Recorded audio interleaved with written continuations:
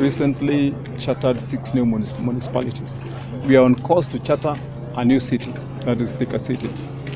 When a town has achieved municipality status, that means that the demands of that town, the first basic facility that should be there is adequate firefighting facility and personnel.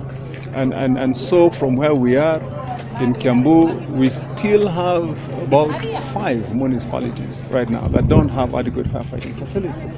And so what we will do is we'll be urging our colleagues here to help us to extend there, but we will put our hand in ourselves to make sure that those services are available to the people. For the country at large, I think it's a tall order, and what I would be urging my colleague governors is it will be useful for them to consider to partner with Polish aid and probably invite the same help and partnership, so that then this can extend to most of the places. I don't know what for example would be happening in a town as far away as a place like Thirikari. I would ask myself probably what happens in far away places like in Lamu and in other places, although I've had Polish saying they're heading there to go and help those people. You know, what happens to places in Wajir, in Masabit. And I believe that we need to extend this service and urge my colleagues that this is a good thing to do.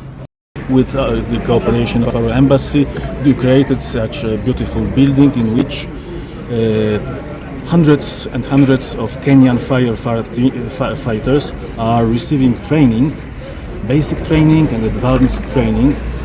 And I heard from the CEO of the Polish Center for International Aid that more than 70% of the Kenyan firefighters receive the trainings here in this place in which we are now.